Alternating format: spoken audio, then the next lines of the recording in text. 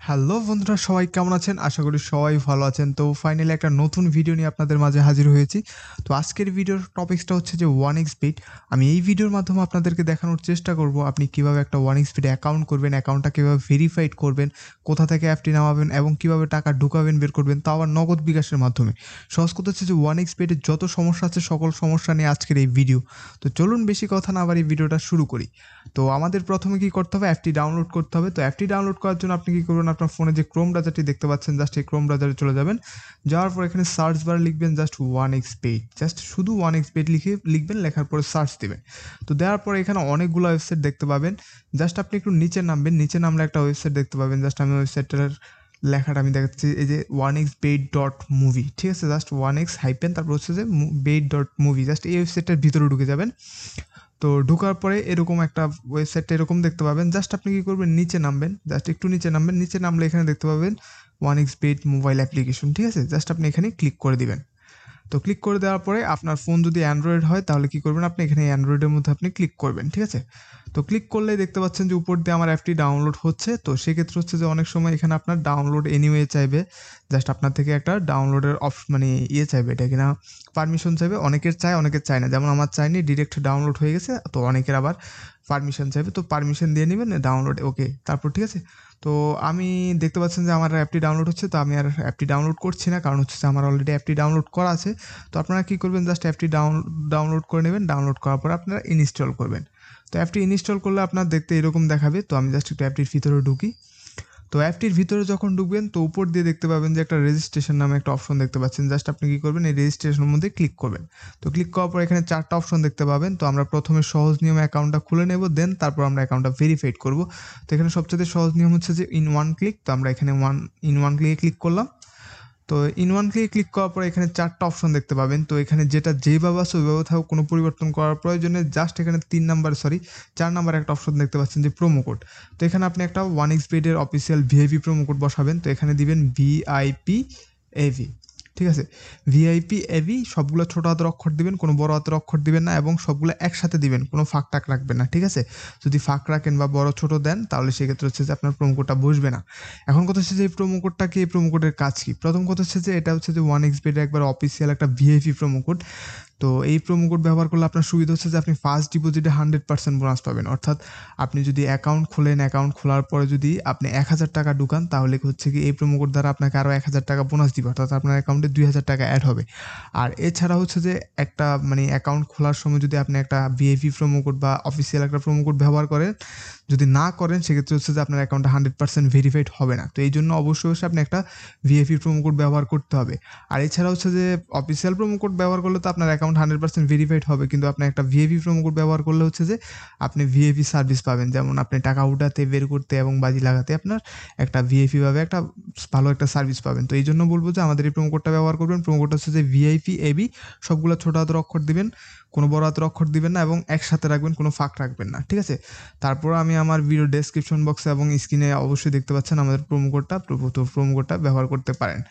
তো তারপর হচ্ছে যে প্রোমো কোড বসানোর পরে তারপর হচ্ছে যে এখানে যে খালি ঘর দেখতে পাচ্ছেন, জাস্ট এই খালি ঘরের মধ্যে আপনি ক্লিক করে দিবেন। ক্লিক করে দেওয়ার পরে জাস্ট এখানে দেখতে পাচ্ছেন যে রেজিস্ট্রেশন, জাস্ট এই রেজিস্টারের মধ্যে আপনি একটা ক্লিক করবেন।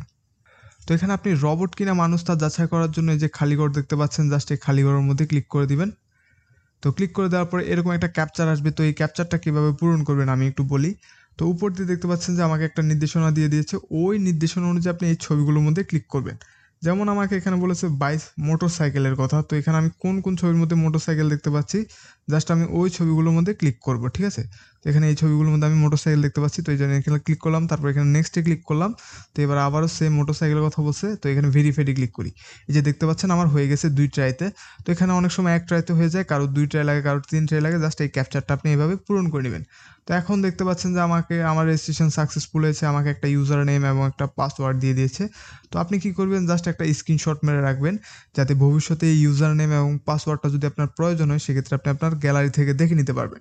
তো তারপর কি করবেন, এই যে এখানে দেখতে পাচ্ছেন যে নেক্সট অপশন, জাস্ট এখানে এই নেক্সটের মধ্যে ক্লিক করে দিবেন। তো নেক্সটের মধ্যে ক্লিক করার সাথে সাথে অটোমেটিক আপনি একটু আগে যে অ্যাকাউন্টটা খুলেছেন জাস্ট ওই অ্যাকাউন্টটাই অটোমেটিক লগইন হয়ে যাবে। জাস্ট আপনি কোনায় যে এই যে নিচে কোনায় যে মেনু অপশন দেখতে পাচ্ছেন, জাস্ট এই মেনুর মধ্যে ক্লিক করলে এই যে আপনার অ্যাকাউন্টটা আপনি দেখতে পাবেন। সরি, কোথায় গেছে, সরি, এই যে আপনি এখানে আপনার অ্যাকাউন্টটা দেখতে পাবেন, ঠিক আছে? তো এখন কথা হচ্ছে আমরা অ্যাকাউন্টটা খুলে নিয়েছি, তো এখন আমরা অ্যাকাউন্টটা ভেরিফাইড করতে হবে। তো ভেরিফাইড করার জন্য আপনি কী করবেন, এই যে এখানে দেখতে পাচ্ছেন যে পার্সোনাল প্রোফাইল, জাস্ট এখানে পার্সোনাল প্রোফাইলের মধ্যে আপনি একটা ক্লিক করবেন। ক্লিক করার পর এখানে এই যে দেখতে পাচ্ছেন যে এন্টার ডিটেলস, জাস্ট এখানে এন্টার ডিটেলসের মধ্যে একটা ক্লিক করবেন। তো ক্লিক করার পরে এরকম একটা ফর্ম আসবে, তো এই ফর্মটা ফিল আপ করতে হবে। তো এই ফর্মটা ফিল আপ করার জন্য আপনি কী করবেন, আপনার নিজের হোক, মা বাবার হোক বা বড় ভাই বোনের হোক, যারই হোক, জাস্ট একটা ভোটার আইডি কার্ড নেবেন। ওই ভোটার আইডি কার্ডের অনুযায়ী তথ্যগুলো আপনি এই ফর্মের মধ্যে বসায় দিবেন। যেমন আমার নাম, ভোটার আইডি কার্ড হচ্ছে যে এমডি সাকিব, তো এখানে আমি শিওর নেম দেবো সাকিব, ঠিক আছে। তারপর হচ্ছে যে ফার্স্ট নেম দিব এমডি, তো এটা আপনি আপনার আইডি কার্ডের নাম অনুযায়ী আপনি দিবেন, আমি আমারটা দিচ্ছি আর কি। তো তারপর ডেট অফ বার্থটা হচ্ছে যে আপনার এখানে জন্ম তারিখটা এখানে দিয়ে দিবেন, ঠিক আছে। তারপর হচ্ছে যে প্লেস অফ বার্থ হচ্ছে যে আপনার জন্মস্থানটা দিয়ে দিবেন এখানে। তারপর রিজন হচ্ছে যে আপনি কোন বিভাগ আছেন, জাস্ট এখানে বিভাগটা সিলেক্ট করবেন। সিটি হচ্ছে যে আপনি কোন জেলাটা এখানে সিলেক্ট করে দিবেন। তারপর হচ্ছে যে recent address same, place of birth যেটি দিয়েছেন জাস্ট এখানে প্লেস অফ রিসেন্ট অ্যাড্রেসও সেম দিয়ে দিবেন। তারপর হচ্ছে ডকুমেন্ট টাইপ দিবেন এখানে ন্যাশনাল আইডি কার্ড, সিরিজ দেওয়ার প্রয়োজনে। তারপর হচ্ছে ডকুমেন্টের নাম্বারটা দিবেন, আপনার ভোটার আইডি কার্ডের যে নম্বরটি আছে জাস্ট ওই নম্বরটি আপনি এখানে বসিয়ে দিবেন। তারপর হচ্ছে যে ডেট অফ ইস্যুটা একটু বলি। ডেট অফ ইস্যুটা হচ্ছে যে আপনার ভোটার আইডি কার্ডের পিছনের পৃষ্ঠা, যেই পৃষ্ঠার মধ্যে আপনি দেখতে পাবেন যে আপনার বাড়ির নাম ঠিকানা থাকবে, ওই পৃষ্ঠার মধ্যে আপনি ভালো করে দেখলেই দেখতে পাবেন যে প্রদানকৃত তারিখ নামে একটা তারিখ দেওয়া থাকে। ওই প্রদানকৃত তারিখটাই হচ্ছে এখানে ডেট অফ ইস্যু, ঠিক আছে। তো জাস্ট ওইখানে ওই প্রদানকৃত তারিখটা এখানে দিয়ে দিবেন। তো তারপর আরেকটা কাজ হচ্ছে ইস্যুড বাই, তো এখানে ইস্যুড বাই দেবেন বাংলাদেশ গভর্নমেন্ট। তো দেওয়ার পরে কাজ শেষ, জাস্ট এখানে যে এখানে নিচে যে সেভ অপশন দেখতে পাচ্ছেন, জাস্ট এই সেভের মধ্যে আপনি একটা ক্লিক করে দিবেন।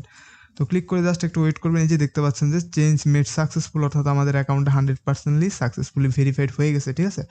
তো এখানে আরেকটা কাজ করবেন, সেটা হচ্ছে যে আপনার টাকার সিকিউরিটির জন্য, সেটা হচ্ছে যে এই যে এখানে দেখতে পাচ্ছেন যে ফোন নাম্বার, তার ডান পাশে দেওয়া আছে যে লিঙ্ক। তো এখানে লিঙ্কে ক্লিক করে আপনি আপনার ফোন নাম্বারটা অ্যাড করে নিতে পারেন। তো ফোন নাম্বার অ্যাড করলে আপনার টাকার সিকিউরিটিটা বাড়বে। তো এই জন্য অবশ্যই বলবো যে ফোন নাম্বারটা অ্যাড করে নেবেন। তো এখানে ফোন নাম্বারটা অ্যাড করার জন্য এই যে এখানে জাস্ট এখানে আপনার ফোন নাম্বারটা বসাবেন। তবে অবশ্যই ফোন নাম্বার বসানোর সময় 0 বাদ দিয়ে আপনার ফোন নাম্বারটা বসাবেন। আমাদের বাংলাদেশে হয় না 018, তো আপনি কী করবেন, জাস্ট 0টা বাদ দিয়ে 1 থেকে এভাবে স্টার্ট করে এইভাবে আপনি আপনার নাম্বারটা বসিয়ে দিবেন, ঠিক আছে। বসিয়ে দেওয়ার পরে যে এখানে দেখতে পাচ্ছেন যে লিঙ্ক অপশন নিচে, জাস্ট এখানে লিঙ্কের মধ্যে ক্লিক করবেন। ক্লিক করলে এখানে আপনি যে নম্বরটি দিয়েছেন ওই নম্বরে একটা মেসেজ যাবে এবং মেসেজের মধ্যে একটা কোড থাকবে।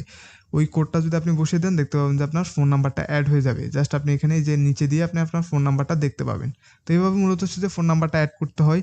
তো সেটা আর আমি দেখাচ্ছি না, এটা খুবই ইজি, আশা করি আপনারা পারবেন। আর যদি না পারেন সেক্ষেত্রে আমাদের টেলিগ্রাম আইডি দেওয়া থাকবে এবং আমাদের ভিডিওর কমেন্ট বক্স অবশ্যই খালি আছে, চাইলে আপনি কমেন্ট করতে পারেন, ঠিক আছে। তো আমরা অ্যাকাউন্টটা খুললাম, অ্যাকাউন্টটা ভেরিফাইড করলাম, এখন আমরা কীভাবে টাকা ঢুকাবো। তো টাকা ঢুকানো খুবই ইজি, জাস্ট আমি আপনাদেরকে হোম পেজ থেকে দেখাই। তো জাস্ট হোম পেজে যে কোণার মধ্যে খেয়াল করলে দেখতে পাচ্ছেন যে আমার অ্যাকাউন্টে ব্যালেন্স 0। তো এখান দিয়ে আবার একটা প্লাস আইকনও দেখতে পাচ্ছেন, জাস্ট এখানে ক্লিক করলে হয়, বা আপনি মেনুতে আসি, জাস্ট এখানে যে দেখতে পাচ্ছেন যে ডিপোজিট অপশন, জাস্ট আপনি এখানে ডিপোজিটের মধ্যে ক্লিক করলেও হবে।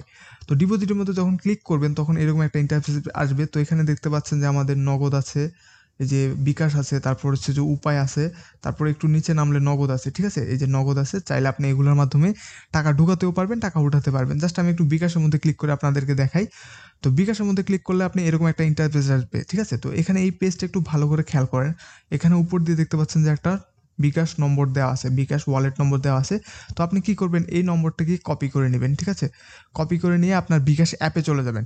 অ্যাপে গিয়ে ধরুন আমি আমার অ্যাকাউন্টে 1000 টাকা ঢুকাতে চাচ্ছি, তাহলে সেক্ষেত্রে আমি কি করব, এই নম্বরটি কপি করে নিয়ে আমার বিকাশ অ্যাপে চলে যাব। অ্যাপে গিয়ে এখানে এই নম্বরে 1000 টাকা ক্যাশ আউট করে দিব। সবসময় মাথায় রাখবেন এখানে এজেন্ট নম্বর দেওয়া হয়, এখানে কখনো সেন্ড মানি করবেন না, কারণ হচ্ছে যে এখানে কখনো পার্সোনাল নম্বর দেওয়া হয় না। তো এই জন্য সবসময় বলবো যে এখানে ক্যাশ আউট করবেন, ঠিক আছে। তো ধরুন আমি 1000 টাকা ক্যাশ আউট করেছি ধরুন এই নাম্বারে। তো আমি কি করব, জাস্ট এখানে অ্যামাউন্টের ঘরে 1000 টাকা লিখে দিব।